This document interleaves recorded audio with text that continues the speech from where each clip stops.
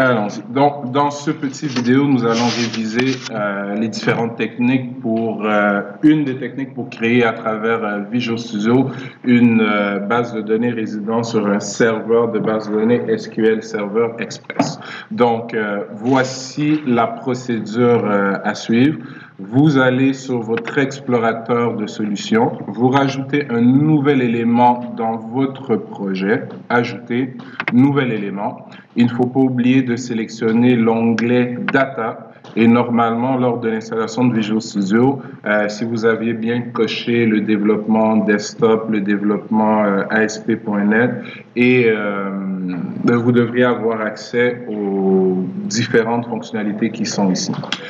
Il est possible que vous n'ayez pas accès à la fonctionnalité Class Link to SQL. On montrera dans une vidéo subséquente comment aller rajouter cette composante individuelle pour les modules sur le Link to SQL ou pour les modules sur le Entity Framework. Donc pour aujourd'hui, ce qui nous intéresse, c'est base de données SQL Server. On va renommer notre base de données, disons, je vais l'appeler support LNG, support de langue, puisqu'on veut utiliser cette base de données pour donner un support multilangue à notre application web. Donc, je répète, dans l'explorateur de solutions, ajouter un nouvel élément, on va dans la section Data, et dans la section Data, si tout va bien, on devrait avoir base de données SQL Server. On la renomme, on fait ajouter, et puisque un fichier de base de données est une ressource quand même spécifique, elle ne peut pas être stockée n'importe où sur notre serveur. Donc, typiquement, en ASP.NET, on a un dossier prévu à cet effet qui s'appelle le dossier AppData. Donc, on nous demande ici de créer ce dossier et de déposer le fichier de base de données à l'intérieur. Donc, on fait oui, et on va voir ici dans l'arborescence de projet que dans quelques instants, le fichier AppData a été créé, mon fichier de base de données a été créé, ou plutôt le schéma de ma base de données a été créé. Le schéma, c'est ce qui définit la structure de notre base de données, le nom des tables, le type des tables, le type d'encodage qui est utilisé dans notre base de données. On va double-cliquer sur le fichier avec l'extension MDF, ce qui va nous ouvrir un environnement de travail, ce qui va nous ouvrir en fait l'explorateur de serveur. L'explorateur de serveur qui est accessible d'une autre manière aussi, qui est accessible en tout temps en réalité. Donc, si on va sur affichage, explorateur de serveur ou CTRL-ALT-S, on y a toujours eu accès. Que ce soit en développement web ou en développement desktop, il est toujours là, mais on va l'utiliser à plusieurs reprises cette session-ci. Donc, on est capable de créer des tables, de créer des vues, de créer des procédures stockées, des fonctions, de créer nos propres types de données, des sujets que vous allez attaquer dans votre cours de base de données avancée. Nous, ce qui nous intéresse, c'est une nouvelle table. Mais avant de créer une nouvelle table, je tiens à noter ceci, que une fois mon fichier MDBF sélectionné, c'est un objet. Donc, c'est un objet qui a ses propres propriétés, dont sa chaîne de connexion, qui se trouve juste ici, que je peux utiliser si je veux manuellement créer une connexion, interagir avec la base de données sans faire de data binding, comme on a démontré la semaine dernière. Donc, je vais aller sur le dossier table, bouton droit, ajouter une nouvelle table.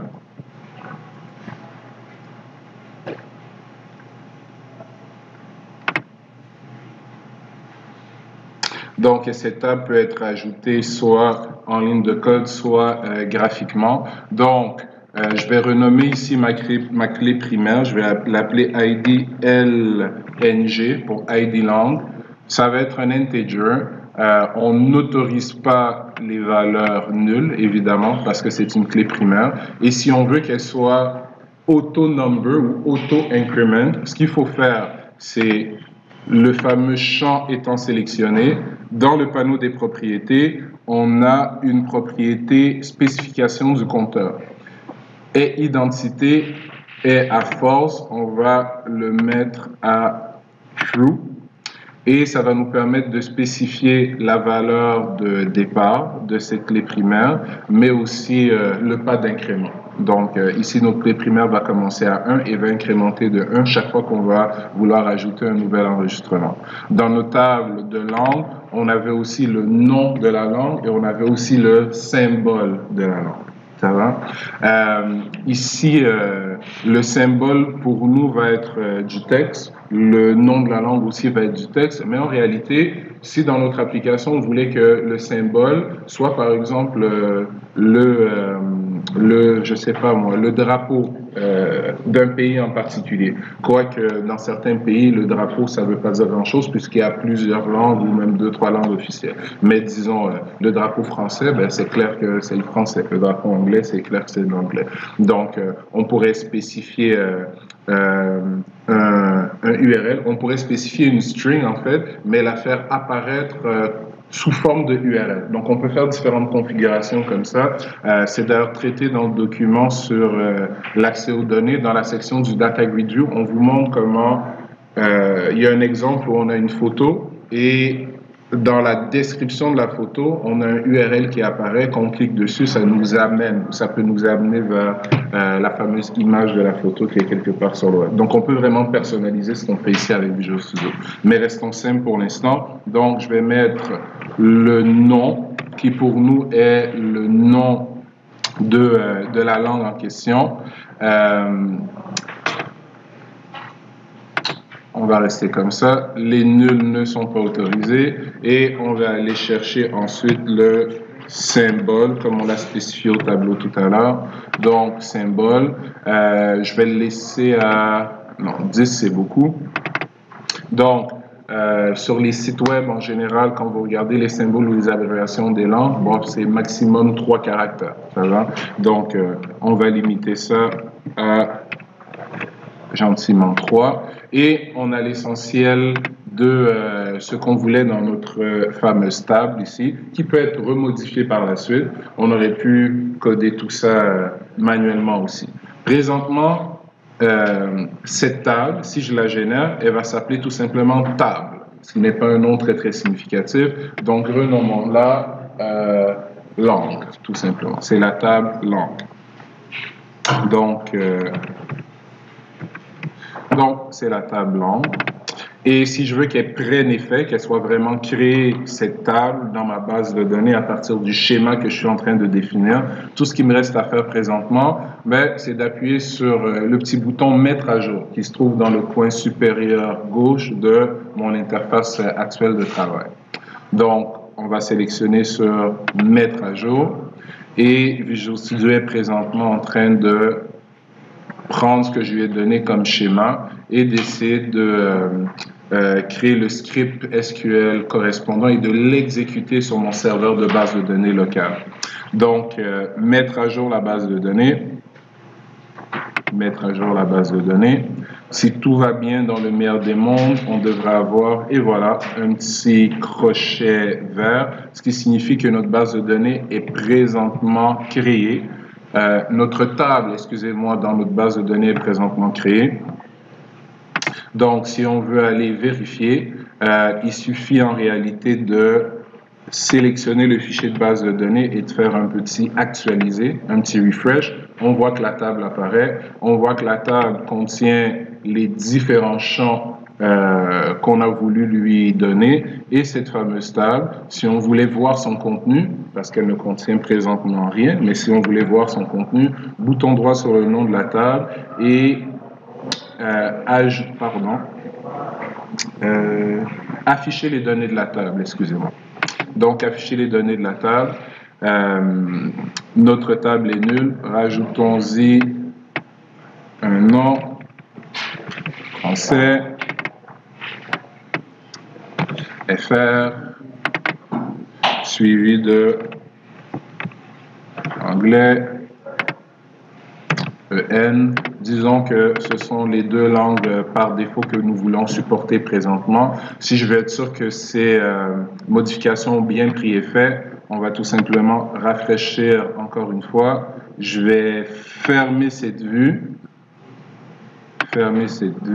et réafficher mes données pour être sûr qu'elles ont bel et bien été insérées dans la base de données. Et voilà, on a créé une table sur notre serveur MySQL Server Express. Cette table, on y a inséré des données et cette table est maintenant disponible comme source de données pour n'importe lequel des contrôles qui supportent le data binding. Elle est aussi accessible à travers le code en utilisant les différents outils qui sont dans la librairie SQLite. Pas SQLite, mais SQL Client, dans le nom d'espace SQL Client, qui n'est pas présenté dans les documents Théo. Donc, tant qu'à faire une vidéo, rapidement. Donc, si je vais sur webform.aspx et redonnons-nous un peu d'espace. Voilà, on a rajouté tout à l'heure ici SQL Client. Donc, pour être capable d'effectuer une requête vers notre base de données pour aller chercher le fameux ce n'est plus le URL qu'on cherche, c'était notre exemple de tout à l'heure, mais pour aller chercher, disons, le nom d'une langue, on aurait besoin de quelques objets. On aurait besoin d'un SQL, une SQL connection. Donc, con égale new SQL connection, et on l'a spécifié tout à l'heure, notre fameuse connection string, où est-ce qu'on peut bien aller la chercher dans notre explorateur de serveur. Si on clique sur notre table, dans le panneau de propriétés, voici notre connection string que je vais copier de A à Z, que je vais précéder par un A commercial tout simplement pour escape les différentes backslash qui sont à l'intérieur de ce URL. Et voilà, nous avons une connection string. En plus de la connection string, nous avons besoin d'une commande pour exécuter notre requête vers la base de données, que je vais mettre dans un bloc try pour des raisons évidentes qu'on a expliquées la semaine dernière. Donc, try catch.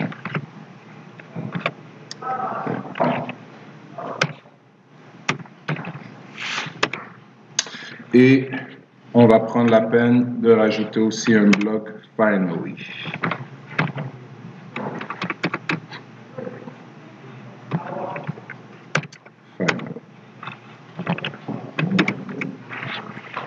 Parfait.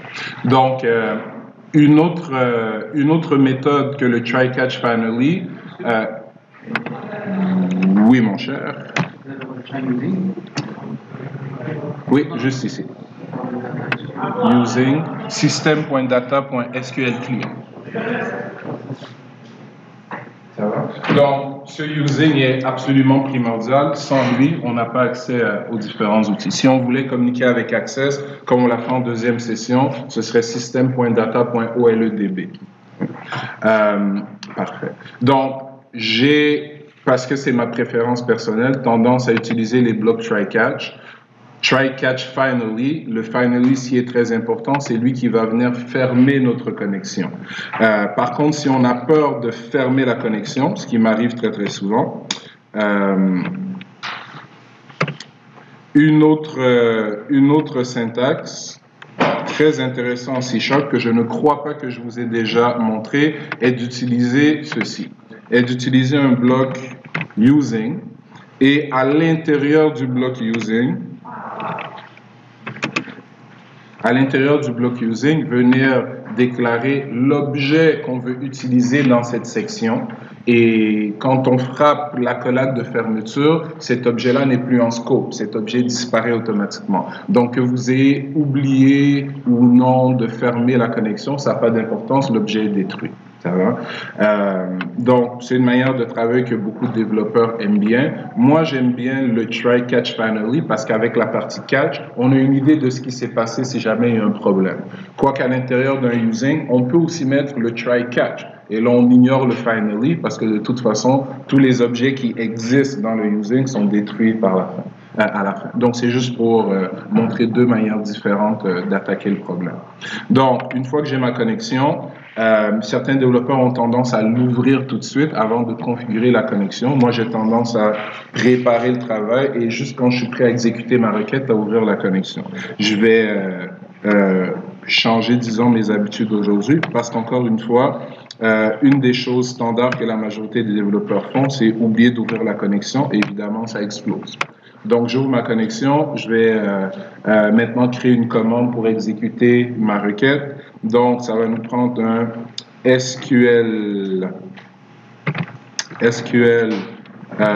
commande avec un C majuscule. Donc, SQL command. Parfait. CMD égale new SQL command, qui est une méthode qui est surchargée, qui a jusqu'à 5 surcharges, des surcharges dont on a déjà vu les particularités en deuxième session. Ma surcharge préférée est celle qui contient sous la forme d'une string votre requête SQL et comme deuxième paramètre contient la connexion à travers laquelle la requête doit s'exécuter. Donc, comme ceci. Je tiens à rappeler que les syntaxes qu'on est en train de présenter sont exactement les mêmes qu'on peut utiliser si on fait une application Windows Form. Et je prends la peine de rajouter ça dans une petite vidéo parce que je sais qu'on avait fait la démo en classe dans le temps, mais je ne crois pas que vous avez eu une vidéo qui vous montrait comment le faire de cette manière. Donc, on fait d'une pierre deux coups. Allons-y. Donc, moi, j'aimerais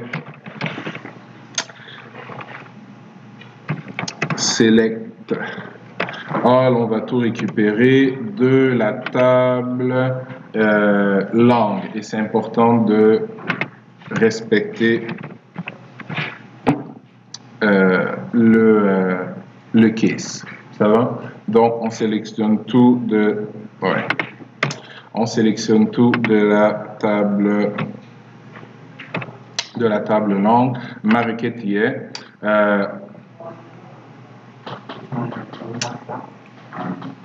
Oui. Je voulais tester mon bloc catch. Oh, boy.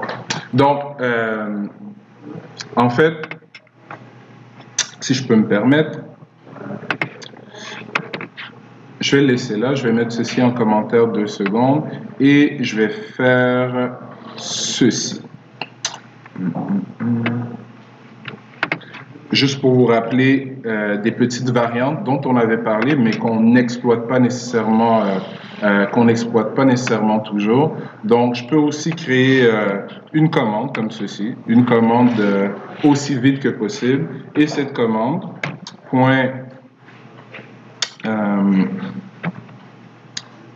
comment type, qui est une propriété très intéressante, dont on avait spécifié les particularités, mais qu'on n'avait pas nécessairement pris le temps d'utiliser, à part dans un ou deux exemples.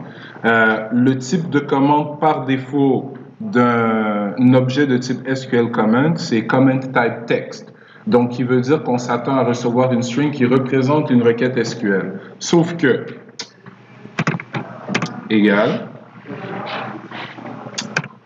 comment type point store procedure table direct text. Donc, si je choisis table direct, ben, ça me permet de faire la chose suivante. Ça me permet de créer une commande pour laquelle le premier paramètre, le paramètre qui se trouve juste ici, n'est pas obligé d'être une requête SQL, mais peut tout simplement être le nom d'une table. Parce que table direct, ça veut dire quoi? Ça veut dire qu'on va récupérer le nom de la table et on va générer automatiquement un select étoile from le nom de la table. Donc, Visual Studio fait le travail pour moi. Donc, ici, je pourrais tout simplement venir mettre une magnifique string, comme ceci, langue, et un deuxième paramètre qui serait ma connexion. Et cette ligne de code devient absolument équivalente à celle-ci. Mais il faut avoir pris la peine de rajouter ceci.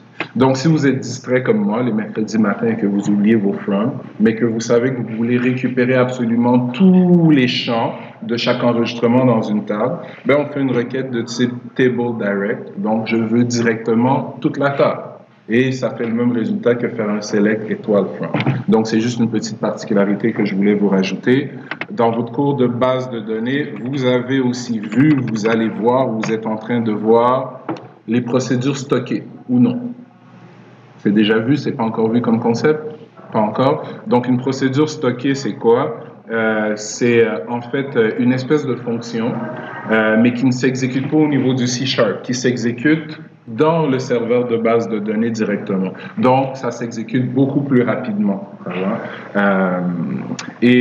C'est très utilisé quand on veut faire interagir une application desktop web avec une base de données. Au lieu que votre code C# prenne une requête SQL, la convertisse, l'envoie à la base de données, que la base de données l'interprète, exécute le résultat, retourne le résultat, votre code C#, il dit juste « Hey, tu as une fonction qui s'appelle Toto, exécute Toto s'il te plaît. » Donc, l'échange d'informations est beaucoup plus rapide. La base de données exécute quelque chose dans son propre langage natif et retourne le résultat. Donc, c'est ce que Store Procedure signifie. On peut créer des procédures stockées sur notre serveur de base de données. La preuve étant que, voici, si je fais bouton droit, ajouter une nouvelle procédure stockée, vous aurez la joie d'apprendre à créer des procédures stockées, probablement ici, parce que dans votre cours de base de données avancée, c'est en Oracle, ça va, en PLSQL. Donc, si je ne suis pas rebelle et je ne vous le fais pas faire ici à un moment donné, vous saurez que ça existe, mais vous ne l'aurez jamais fait en SQL Server. Donc, je vais être rebelle à un moment donné dans un de nos projets. Pour l'instant, sachez que c'est là, dans le petit coin. Ça va?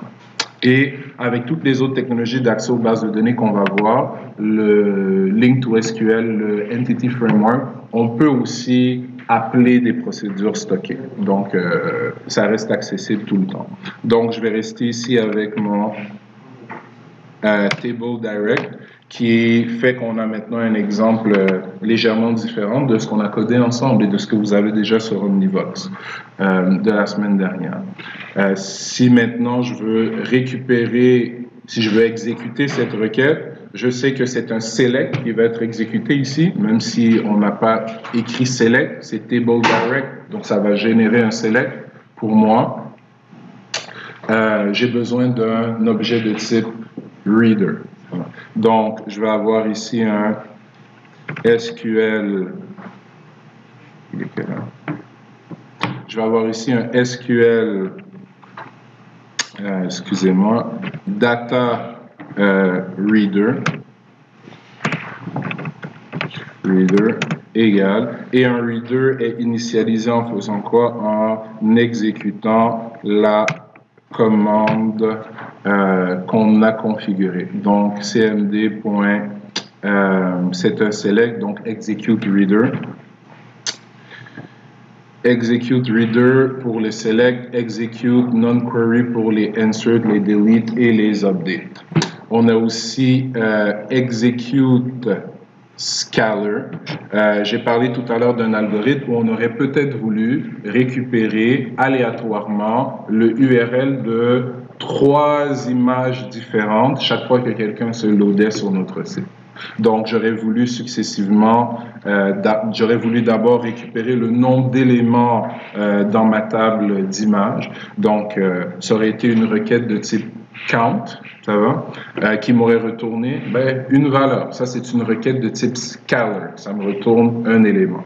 Remarquez, on pourrait aussi faire un execute non-query, mais le execute scalar est fait spécifiquement pour des requêtes comme celle-là qui nous retournent un chiffre en particulier.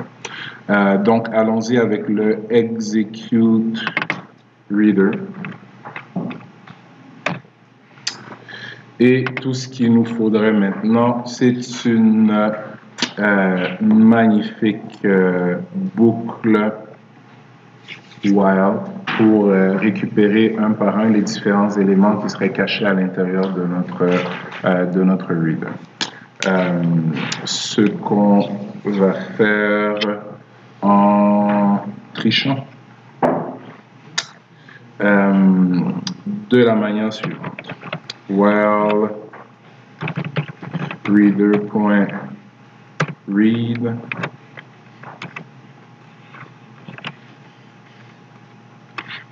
While reader.read, on n'a pas une variable, nous? Oui, on a une magnifique variable qui s'appelle URL, qui va nous servir à quelque chose finalement pour mon petit exemple. Donc, while reader.read, qu'est-ce que je vais faire? Je vais faire la chose suivante. Je vais faire un this.url plus égal, on va concaténer nos deux langues en fait. Donc, si je me souviens bien, on a les noms. Donc, je vais aller chercher mon reader, crochet, le nom du champ qui m'intéresse, qui est nom.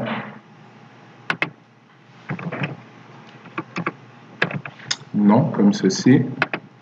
Plaquons ça. Ici, ça va être plus simple. Présentement, c'est un objet, donc on le veut en string. Plus un petit espace. Et on va faire la même chose. Non, c'est bon. That's it. Parfait. Donc, s'il y a un message d'erreur, on va l'afficher dans notre interface usager toujours. X.message. Et au final, on veut fermer notre connexion. Donc, en espérant que tout va bien dans le meilleur des mondes, on va mettre un petit point d'arrêt quelque part. On va mettre un petit point d'arrêt juste ici. On va aller dans notre interface usager, lancer l'application.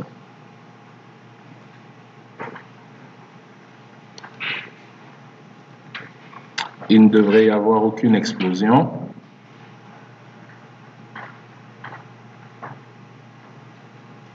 Et on n'a pas eu de point d'arrêt non plus. La valeur d'énumération common type 512 n'est pas prise en charge par le faux blablabla. D'accord. D'accord. Donc, apparemment,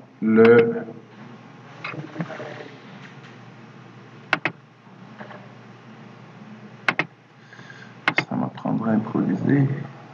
Common type table direct. Donc, le table direct, apparemment, est supporté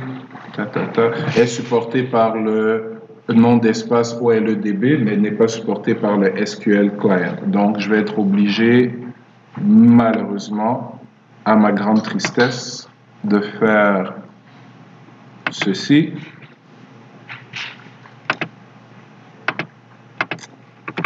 Et de faire cela. On devrait être en business maintenant. OK. Donc, je vais réexécuter le tout. En espérant être cette fois-ci satisfait. Ah, magnifique. Ça va. Donc, il faut faire attention ici. C'est un des désavantages en fait du ADO.NET par rapport à la technologie JDBC qu'on est en train d'étudier en Java aussi, ou en Java, peu importe le serveur de base de données que j'attaque, la syntaxe reste toujours la même, parce que c'est les mêmes objets qu'on utilise. Donc, soit les statements, les prepared statements, les result sets, ça ne change pas. Alors que ici, j'ai des classes abstraites connexion, j'ai des classes abstraites commande, j'ai des classes abstraites reader, et chaque fois on hérite pour faire un OLEDB connection, un SQL client connection. Et quand on hérite, ben, certaines propriétés ne sont pas supportées de la même façon. C'est ce qu'on vient de vivre avec le fameux table direct. Il est offert, mais ce qui nous retourne n'est pas compatible apparemment avec la version de SQL Server que j'ai sur ma machine. Donc, si je prends mon URL et que je le fais apparaître dans ma fenêtre espion, donc allons-y, et j'aimerais que ma fenêtre espion reste là.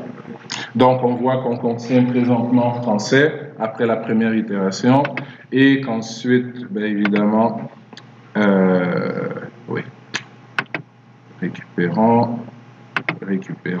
Donc maintenant, on devrait avoir français et anglais. Et on va retourner dans notre interface usager. Voilà. On ferme la connexion.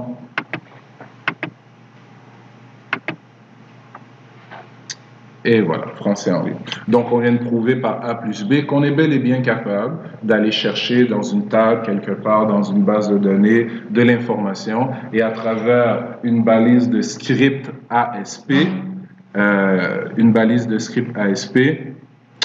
on est capable d'aller juste ici, de manière dynamique, insérer l'information qu'on a récupérée de notre serveur.